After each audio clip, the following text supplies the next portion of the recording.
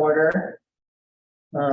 Catherine, can you read the district mission vision statement, please? Our mission to challenge all students to achieve their full potential through engaging, responsive educational experiences and inspire innovation, critical thinking, and collaboration.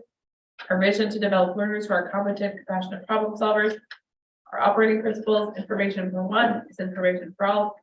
No surprises, verify facts, think ahead, disagree, explain your thinking, and then commit. Okay, roll call vote. President Ridinghouse, Here. Vice President Fox, Here. Board Member Berglund, Here. Board Member Dr. Schroep, Here. and Board Member Mack. Is there any additions or corrections to the agenda? Nope. No. I make a motion to approve the agenda as presented. Seconded. It's been moved and seconded to approve the agenda as presented. All those in favor say aye. Aye. Opposed, say no. Agenda is approved. This time we welcome visitors for public comment. See no one here. Move on to the consent agenda. And I just want to talk about this for a little bit. Kelly and I have kind of been going back and forth about whether you can talk about things at the consent agenda or not. And I kind of found that you're not supposed to have a discussion about anything on the consent agenda, but if you do have like a clarifying question or something like that, you're encouraged to ask it ahead of time. But if you haven't done that, you may ask just a clarifying question. And if it turns into a discussion, then we'll have to pull it off the consent agenda. Okay. All right, thank you. So is there a motion to approve the following consent agenda items as listed? Make a motion. Second. Been moved and seconded to approve the following consent agenda items as listed on the agenda. All those in favor say aye. Aye. Opposed, say no. Consent agenda is approved. Committee reports. We did not have any committee meetings since the last meeting, so we'll move on to administrators, directors, superintendent report. I don't think we have an administrator or director report tonight, do we? No, we do not. Okay, so and superintendent's report. Thank you. What's going well in our school district now that we have open school for what's going on 1 week? Taylor Quaid, high school senior, and her steer Max were selected as the People's Choice Award winner at the Governor's Charity Steer Show at the Iowa State Fair on August 12th. The high school girls volleyball team is ranked 14th in 4A preseason rankings. Way to go, Comet Volleyball. Patrick Nyberg, talented and gifted teacher, has been selected to serve as the district representative for the Charles City Chamber of Commerce Area Leadership Development cohort. As you recall, we're sponsoring a cohort of those individuals in the community who have a desire to serve and learn more about the various leadership roles in our community. Patrick's name was one of 3 that the senior leadership team selected. I spoke with him personally, and he's excited to get started on that. I'm going to be adding additional updates following what's going well each month. I think it will be a nice touch this year for you to get just some of the summaries and oversight, perhaps on some of the backstories here and there. So for example, our district has maintained every offering we have had for students in the past. And in addition, we have added 2 additional supports in the area of strength and conditioning, which now puts us in full compliance with Iowa code regarding physical education, and something called restorative practices. And you'll hear more about that as time goes on. But this approach is particularly helpful, well-grounded in the literature base used throughout the country in judicial systems as well as in schools. And you will notice that as part of our suspension room activities with the hire of our new juvenile court liaison, and the leadership at the high school level, as well as the middle school, you're going to see some positive changes in restorative practices, especially for students that have explosive behaviors, some of which are a result of adverse childhood experiences and high levels of cortisol early on in their lives. More on that to come.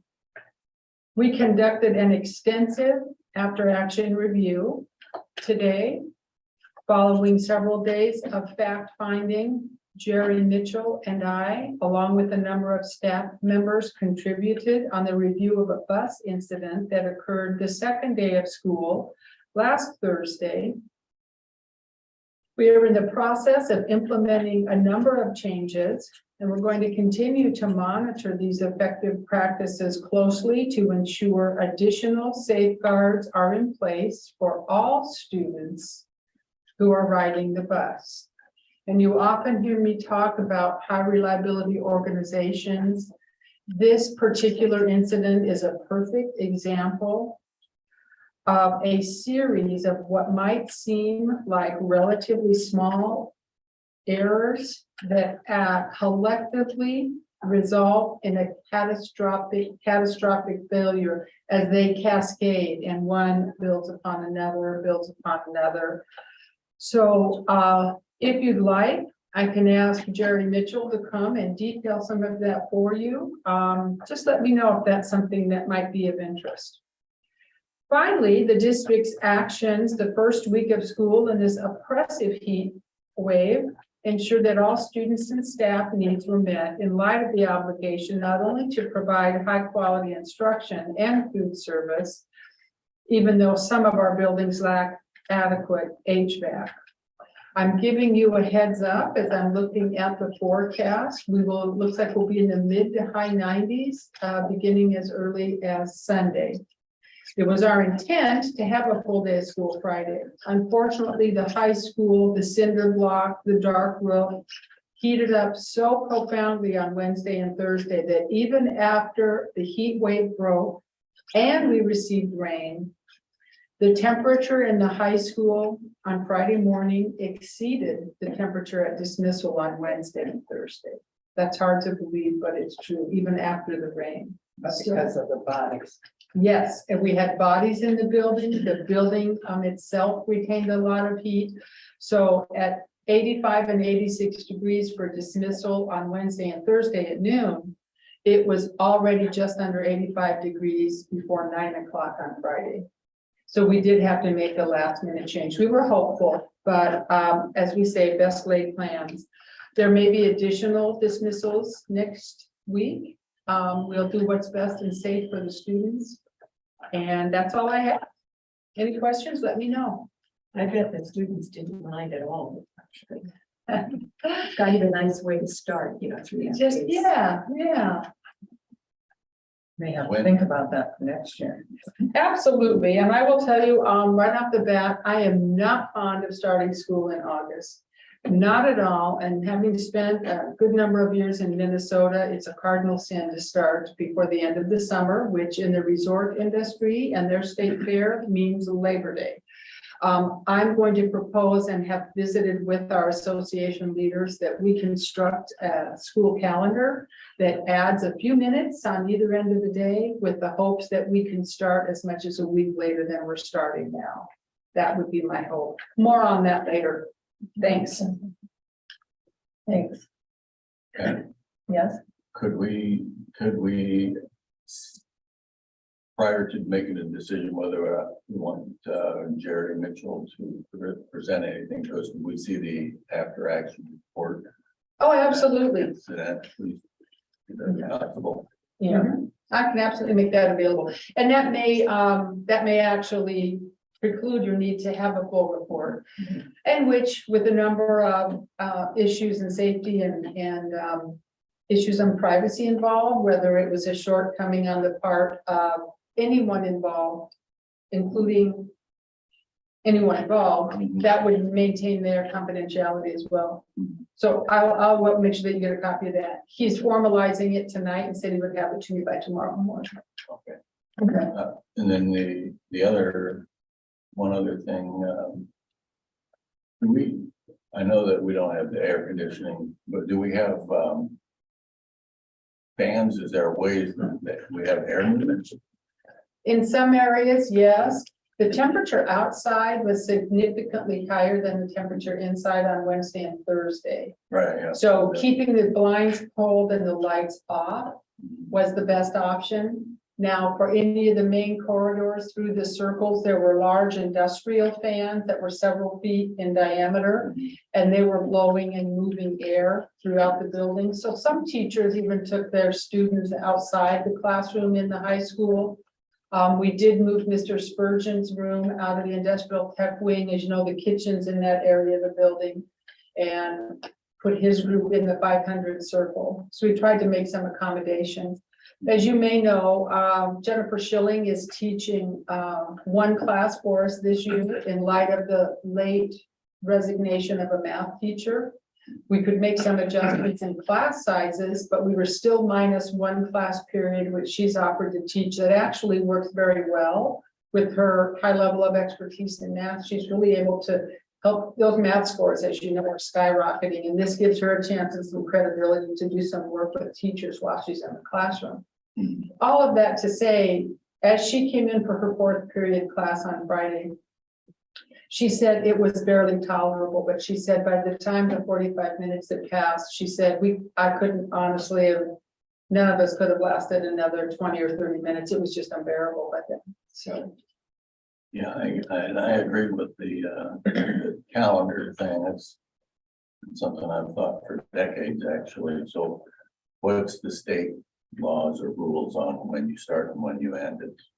We count by minutes. We have to have a particular finite number of days in each, a minimum number in each quarter. We have to have a minimum, which we far exceed, which is less than 150 days a year. We're at 172. So we're easily in excess there, and we have to exceed 6 hours a day or 30 hours in a 5-day week if we are excess there. So by adding time, we'll still be well within the boundaries. And quite frankly, if it ends up being something like 20 to 30 minutes extra per day, that might be helpful to some families and their work schedules and their childcare. It may also be helpful to lengthen the minutes in the periods at the secondary level so we can get it a bit more in-depth experience. So there could be a number of benefits, and I won't do any of it without getting a solid team to guide and committee input and some feedback. But I'd like to at least look in that direction. I think it would be beneficial for everyone involved. Yeah, I'd like to see that finally. Yeah, that'd be good. All right. The other thing I was gonna say about fans is I just carried up my two that were labeled with my name that I had in my office. Do you know what I mean? So I think a lot of people bring their own. There were fans for several their brought from home, classrooms, and several of the classrooms had fans moving. but it was moving hot air. And noisy. And they're noisy, they're hard to teach over. Yeah. They're annoying. Okay, anything else? Okay, moving on to new business. Activity fund, cash transfer. What? Get it, I got it. Well, There we go. Did you get that?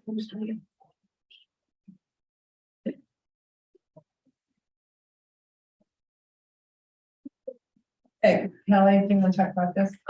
Yeah, so in the past, the classes that like are gone, that are graduated, the money has always moved to the junior class or the senior class. This is for prom. And it just hasn't been done a couple years ago. So what we're doing is cleaning up activity funds and moving it to 2008-25 class to make that money from the left.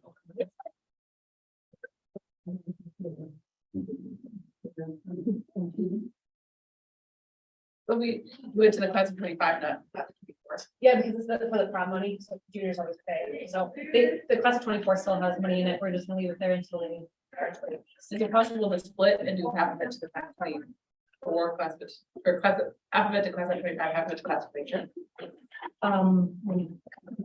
Yeah, For what reason? Just to like, I'd have to Or create equally another, give- I don't have that open yet for 26, but we can open it. Up to like spread the wealth. I just leave it the way it is right now. And the class would have to be a really good problem, and they're.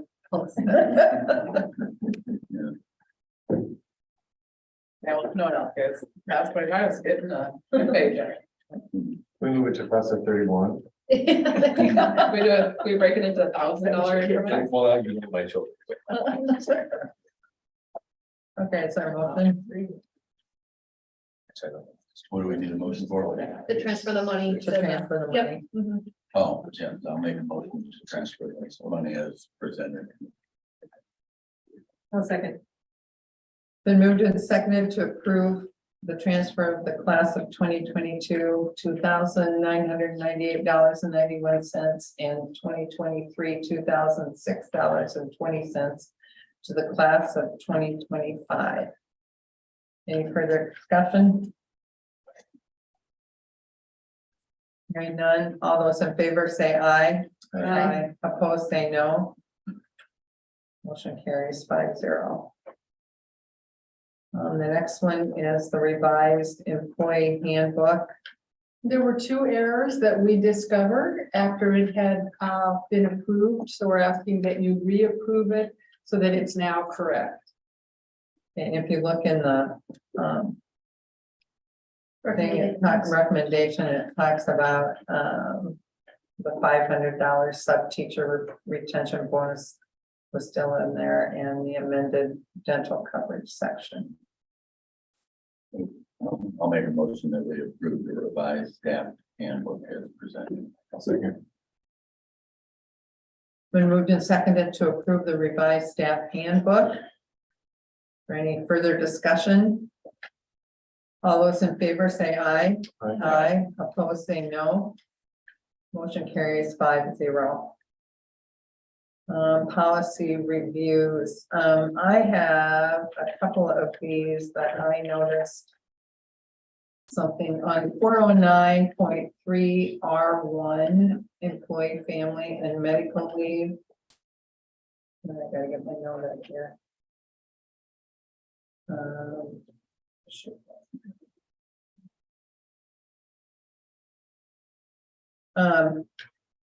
It says in this regulation, all of the different things have a may or a shall with it.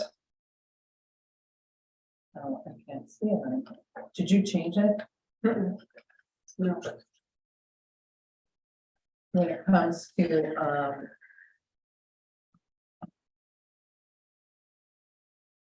Like on page 2, medical certification, employees may, yeah, shall be required. to Yes. have medical may or shall, and we kind of need to give guidance on whether it should be may or it should be shall. Where's that at? Page 2 and page 3. Under medical certification, On- certification. Yeah. What section on this thing? It is. Actually, it's all on section 2. page 3. Page 3 under, 3 of 6? Yeah. Medical certification, okay. when required, employees may be required to present medical certification of the employee's serious health condition and inability to perform these other functions, or should be required. Or shall be. Yeah, why was it put in that way? That's how it came from IASB, and they want us to decide for our district whether we require it or if it can be.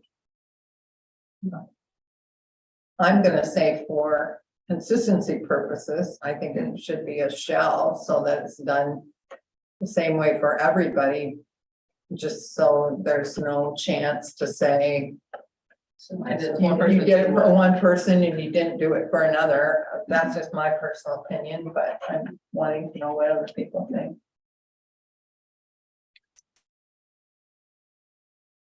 I'm all right with that. Yeah, I from this job here, that makes sense. On the other side, when I have to fill the forms out. Right. You'll still have to fill the form out, though.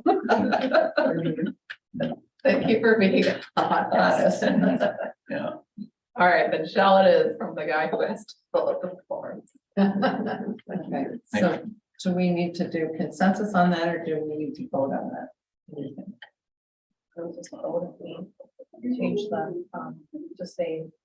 All in favor of the changes as discussed? But only that page that we needed to. Yes, I believe so. It's the only one that I saw. I don't know if anybody saw any others. Then I'll make a motion that we approve the second reading. The changes, I have another change. oh, I hate to tell you. Okay, I'll stop. in the 200 series, policy 201 and 202.3 have in them that the board elections are in September rather than November, so that needs to be corrected. And that's just it has to be done because that's the way it is, so. Okay, Yeah. all right, those are my two things I noticed. I'll make a motion then to approve the second reading of the policies as listed with the changes as presented here. I'll second. Okay, it's been moved and seconded to approve the second reading of in the policy review with changes as mentioned. All those, is there any other discussion? All those in favor say aye. Aye. Opposed, say no. Policies are passed 5-0. Does anybody have any board comments of any kind? I just want to encourage us all to talk about the referendum in a positive way. And talk to your kids. How do they feel about it? It's their school. We have kids in school. And I appreciated Ann's comments that we got through the mail today about why they were letting school out, and some schools are air conditioned and some weren't, and stuff like that. So, I think there will be some more things coming out about the referendum, won't there? Mhm. Yes, a number of things. We're just ramping up now. And I also thought your editorial in the paper was good. Thank you. The other thing I wanted to say is yay to the football team for winning Friday night and and volleyball. Yes. Awesome. good job. I have a pseudo child out there on the football field, so. That's exciting. Anybody else? I've gotten a lot of positive comment about the food service this year. I got a lot of negative stuff last year. And so it's really good to hear that students are happy about the choices and they really like the food. My children are not picky eaters, but my son always thought the pizza was weird because it was square instead of triangle, so he thought it was wrong. So he always said he didn't like He it. doesn't know about emos in St. Louis. Like we ate pizza in Minnesota that was square, that was delicious, but he doesn't remember because he was too young. But it was triangle, so it was correctly sized and the right shape, so he's like, it was really good, Dad, so. But they're good with this year. Yeah, they both really liked it. They had some I think fish tacos on Thursday. And they was like, they're really good, so. Yes, I even had the Ukrainian students mention how much better the food was this year. So that's a great thing. Speaking of comments about the beginning of the year, I have heard lots of positive comments from staff and community members about our new administration. And so that makes me smile and makes me happy. So, way to go. Anything else? Okay. Meeting's adjourned at 6:40. Well, this was